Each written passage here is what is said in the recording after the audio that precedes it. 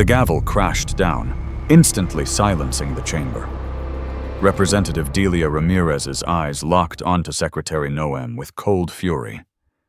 In seconds, she would unleash one of the most brutal congressional takedowns in modern politics. This wasn't oversight. This was execution. A Democratic crusader against a Trump loyalist, constitutional authority versus executive overreach. Noem's career was about to implode on national television, and what you're about to witness will shake your understanding of power in Washington to its core. Don't look away. Democracy itself is on the line. The congressional hearing room stood as an imposing theater of American governance, its high ceilings and wood-paneled walls designed to intimidate those called to account. Morning light filtered through tall windows, casting dramatic shadows across the proceedings. The space bore witness to countless political battles, but today's confrontation promised to be particularly consequential. American flags flanked the raised dais where committee members sat in judgment, their leather chairs arranged in a semicircle that seemed to close in on the witness table below. Secretary of Homeland Security Kristi Noem sat rigidly at the center of this focal point, a solitary figure despite the staff arrayed behind her. Her posture conveyed practiced confidence, but the slight tightening around her mouth betrayed underlying tension. The microphone before her stood like a sentinel, ready to amplify every hesitation, every defensive tone. Camera lenses glinted from strategic positions throughout the room, their unblinking eyes transmitting this moment to millions across the nation. Across from her, Representative Delia Ramirez's presence commanded attention. Her expression remained measured but determined, case files stacked neatly before her, ammunition for the battle ahead. Unlike the secretary, whose isolation at the witness table emphasized her vulnerability, Ramirez drew strength from her position among fellow Democratic representatives. Their subtle nods of encouragement only reinforced her resolve. The gallery hummed with tension as congressional staffers, journalists, and members of the public leaned forward in anticipation. They knew they were about to witness not merely a hearing, but a confrontation between competing visions of governance, one that would expose the fragile architecture of constitutional balance. The committee chairman's introduction faded into background noise as Ramirez gathered her thoughts. When her allotted time began, she didn't waste a moment on pleasantries. The shift in her posture was subtle but unmistakable, shoulders squared, spine straightened, eyes focused directly on her target. Those familiar with her legislative style recognized these as warning signs of the methodical dismantling about to unfold. Noem's expression remained carefully neutral, though those closest to the witness table noticed her fingers tightening almost imperceptibly around her pen. Having served in Congress herself before becoming secretary, she understood the theater of these hearings. Yet understanding the rules of engagement didn't necessarily prepare one for direct confrontation. Ramirez began not with accusations, but with foundational questions, her voice carrying the practiced calm of a prosecutor who already knows the answers. Do you agree that the judiciary is a co-equal branch of government, and it is your obligation as a member of the executive branch to honor decisions made by the highest court of the land? The question hung in the air, deceptively simple, yet laying groundwork for what would follow. Noem's response came quickly, perhaps too quickly, her words flowing with practiced political smoothness. We are abiding by all federal judges' orders. Absolutely. The assurance seemed emphatic, yet those observing closely noted how she had slightly reframed the question, addressing compliance rather than acknowledging the constitutional principle at stake. A flicker of satisfaction crossed Ramirez's expression, nearly imperceptible to most, but telling to those familiar with skilled interrogation. The secretary had unwittingly stepped onto the path Ramirez had carefully constructed. "Yes, it's a co-equal branch of government," Ramirez affirmed, as if completing the answer Noem should have given. The slight emphasis on co-equal carried weight beyond the simple words, a reminder that the concept wasn't merely procedural, but constitutional. As cameras captured this exchange, the room's atmosphere thickened. Committee members on both sides recognized the strategic opening moves of a chess match where every word carried significance beyond its surface meaning. Democratic representatives exchanged knowing glances. Their Republican counterparts shifted uncomfortably, sensing the trap being laid. Ramirez moved methodically to her next question, each inquiry building upon the previous one with architectural precision. "Do you agree that Congress is a co-equal branch of government, and it is your obligation as a member of the executive branch to honor legislation and appropriations duly authorized by Congress?" The question seemed to echo the first, yet contained a crucial expansion, from judicial authority to legislative power. Noem began to respond with what appeared to be enthusiasm, perhaps sensing an opportunity to establish rapport. "Yes, that's why I'm thrilled to work." But Ramirez had no interest in allowing the secretary room for political platitudes or self-positioning. The representative's hand raised slightly, the gesture both polite and unmistakably firm. "Let me ask you the follow-up question here, because I have a lot of them." The interruption wasn't merely procedural. It represented a reclaiming of narrative control. Ramirez was establishing herself as the director of this political theater, determining not just the questions, but the pace and tone of responses. With precision that reflected her preparation, Ramirez continued, "Do you agree that Article 1 of the Constitution gives Congress the power of the purse?"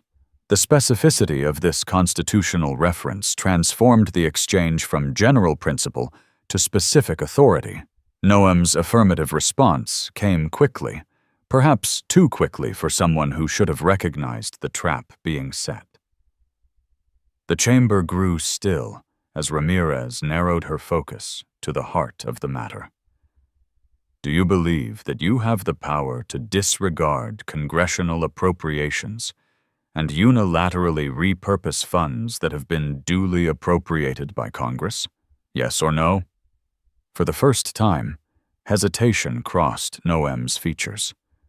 The direct nature of the question left little room for political maneuvering. Her response, "Ma'am, we are not doing that," attempted to sidestep the constitutional principle by denying the allegation. It was a defensive move that only highlighted her reluctance to address the core issue. Ramirez's expression hardened almost imperceptibly. "Answer to you is no," she stated, interpreting the secretary's evasion as confirmation of her constitutional understanding while simultaneously underlining the disconnect between that understanding and Noem's actions. The controlled frustration in her tone communicated more than mere interrogation. It revealed genuine concern for constitutional governance.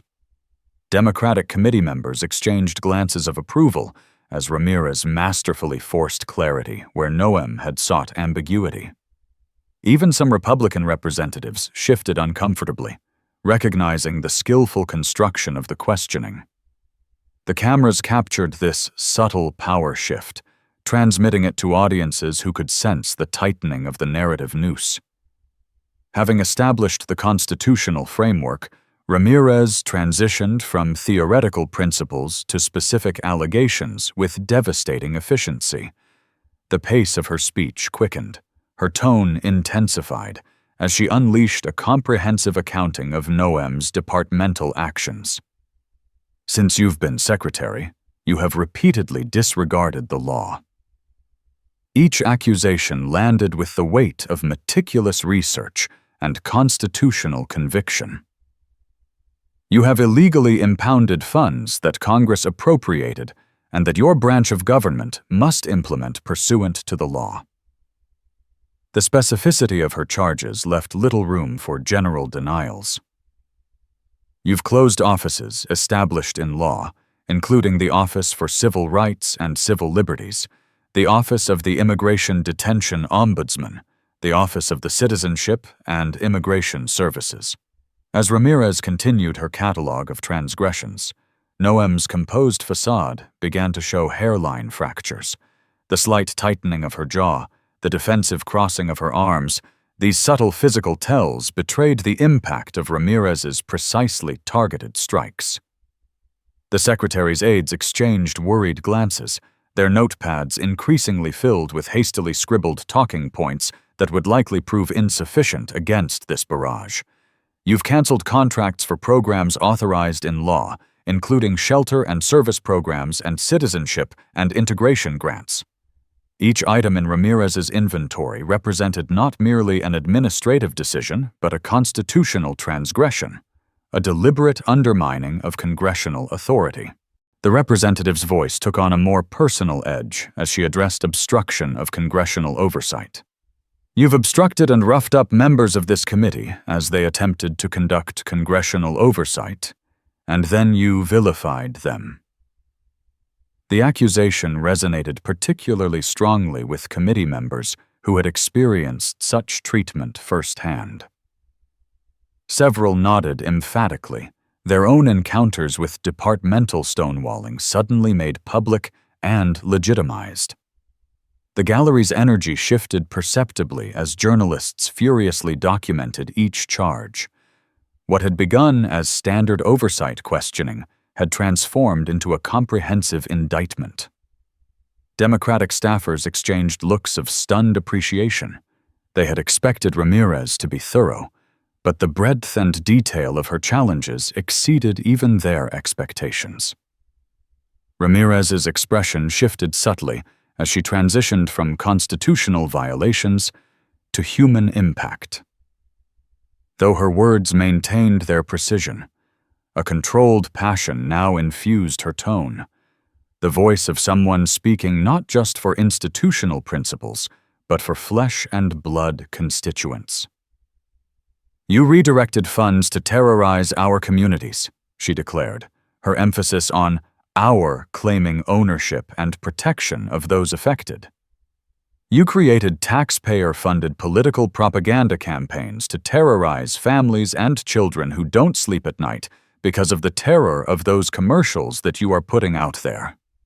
The accusation struck at the heart of governance ethics, the use of public resources not for protection, but intimidation. Several Democratic representatives nodded in solemn agreement, their own constituent offices overwhelmed with calls from frightened community members. Throughout the gallery, advocates and community representatives leaned forward, their expressions conveying silent gratitude for having their experiences validated in this forum. Noem's face remained carefully composed, though a slight flush had begun to creep up her neck. Her training in political communication was evident in her stillness, yet the rapid blinking of her eyes betrayed cognitive processing, mental calculations of how to respond to accusations that had moved from administrative to moral territory. Ramirez's next statement carried personal indignation that transcended political calculation. You hold sick, disrespectful press conferences in my state, where, let me be clear, you are not welcome. The territorial declaration drew surprised murmurs from the gallery. A representative publicly declaring a cabinet secretary unwelcome was unusual enough to pierce the typical decorum of congressional hearings. Republican committee members shifted uncomfortably, caught between partisan loyalty and the undeniable force of Ramirez's moral clarity. Several avoided eye contact with both the witness and the questioning representative, studying their notes with sudden intense interest. With methodical precision, Ramirez pivoted to allegations that struck at both constitutional and ethical foundations. You corruptly used emergency authority to avoid procurement to make Trump's private prison donors richer by directing $45 billion for them to expand ICE detention centers. The accusation hung in the air like a thunderclap. Several journalists audibly gasped, their fingers flying across keyboards to capture the exact wording of this explosive charge. The specific dollar amount and the direct connection to political donors transformed the allegation from general criticism to potential scandal. Noem's posture stiffened visibly, her fingers now gripping the edge of the table. Whatever notes her staff had prepared likely contained no adequate response to this level of specific financial allegation.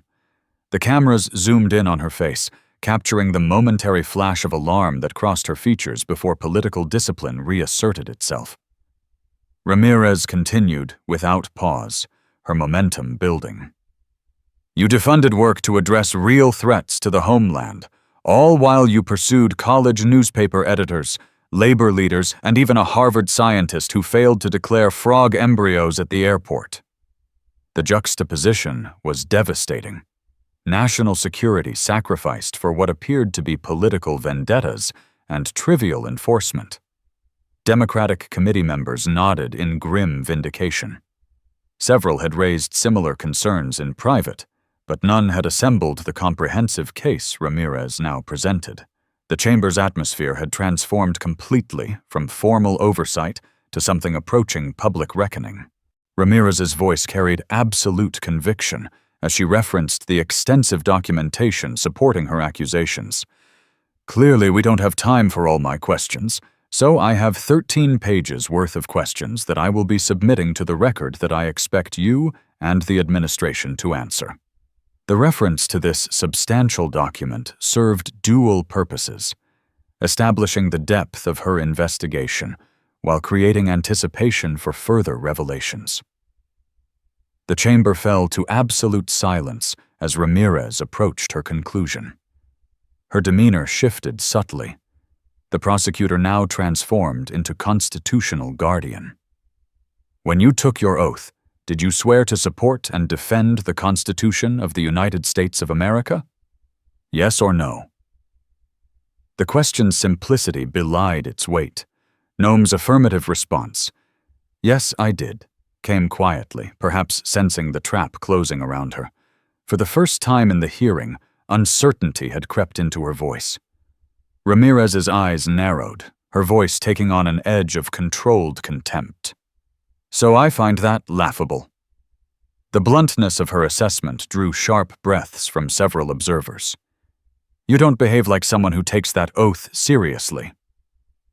What followed was not merely criticism, but a fundamental challenge to Noem's understanding of American governance. We don't live in a dictatorship or a monarchy. Trump's will is not the guiding doctrine of this nation, and our country is not a playground for his or your twisted authoritarian fantasies. Each sentence landed like physical blows. Republican committee members looked increasingly uncomfortable, caught between partisan loyalty and the undeniable force of constitutional principles being invoked. Several shifted their gaze to the ceiling or their notes, unwilling to witness the dismantling taking place before them. We are a democracy, Ramirez continued, her voice rising with conviction. We defend the Constitution, and we affirm the rule of law. We respect the co-equal branches of government, and we uphold our rights even when we disagree. The gallery's energy had transformed completely.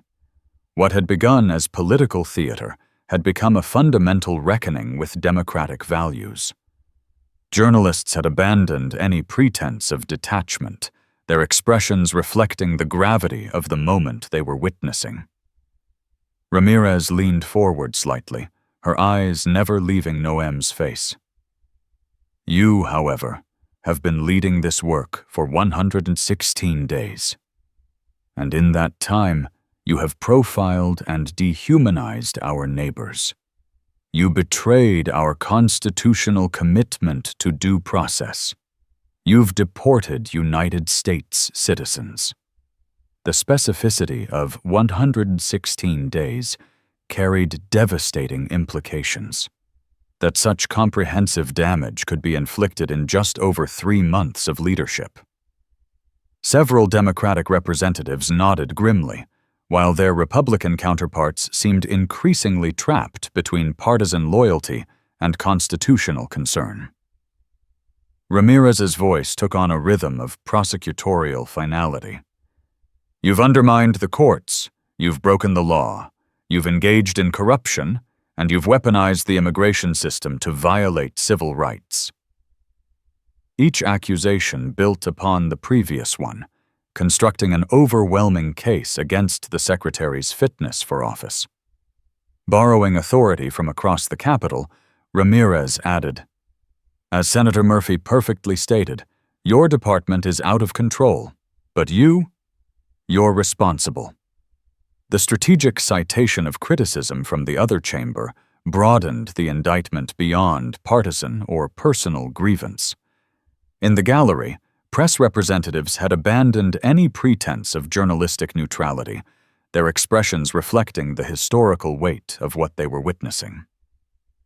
Committee staffers exchanged wide-eyed glances, recognizing that the hearing had transcended ordinary oversight to become a defining moment of constitutional confrontation. Ramirez's voice dropped slightly, adding gravity to her ultimate conclusion. "You have betrayed the sacred fundamentals of your oath." The religious overtones of sacred transformed the condemnation from political to moral territory. "And I believe to my core that you are not fit to hold the office." The chamber seemed to hold its collective breath as Ramirez delivered her final judgment. "And I again, to your face, demand your immediate resignation, and I place it on the record for all of us to see." The call for resignation, delivered not through press release or social media, but directly, personally, while looking into the Secretary's eyes, sent shockwaves through the hearing room. Several committee members sat frozen, seemingly unsure how to respond to this dramatic breach of Washington's typical procedural politeness. Noem's face had drained of color, her expression fixed in what appeared to be stunned disbelief. Whatever preparation she had undertaken for this hearing had clearly not anticipated this level of direct personal challenge. Her staff behind her appeared equally stunned, their notepads forgotten as they processed the unprecedented nature of the confrontation they had just witnessed. As Ramirez yielded back her time, the chamber remained suspended in a moment of profound tension. The constitutional confrontation had transcended ordinary political division to expose fundamental questions about governance, accountability, and the meaning of sworn oaths. Democratic members exchanged glances that communicated both admiration and recognition of historical significance. Several nodded approval, their expressions suggesting that Ramirez had given voice to concerns many had harbored, but few had articulated so comprehensively. Republican colleagues appeared divided, some maintaining expressions of partisan disapproval, while others seemed genuinely troubled by the constitutional principles at stake. In the hours that followed, video clips of the exchange would spread across social media platforms with unprecedented speed. Editorial boards would debate not just the political implications, but the constitutional principles at the heart of the confrontation. Constitutional scholars would analyze the questioning as a masterclass in congressional oversight and the defense of legislative prerogative. For Noem herself, the hearing marked a turning point from which her tenure would never fully recover. Though she maintained her position in the immediate aftermath, the comprehensive nature of Ramirez's indictment had fundamentally altered public perception of her leadership. The detailed accusations would inspire journalistic investigations, congressional inquiries, and eventually historical reassessment of this period in American governance. Most significantly, Ramirez's methodical dismantling of constitutional violations had provided a template for reasserting congressional authority. Other representatives would adopt similar approaches in subsequent hearings, gradually reconstructing the balance between executive action and legislative oversight. As the gavel fell to close the hearing, observers understood they had witnessed not merely political theater, but a fundamental contest over American democracy itself. In the ongoing struggle between authoritarian impulse and constitutional restraint, Ramirez had demonstrated that words, precisely chosen and strategically deployed, remained democracy's most powerful weapon. The true verdict would come not from immediate political victories, but from history's judgment of who had honored their sacred oath to the Constitution. In that court of ultimate review, the transcript of this day would stand as powerful evidence that even in fractured times, defenders of democratic principles had not surrendered the field.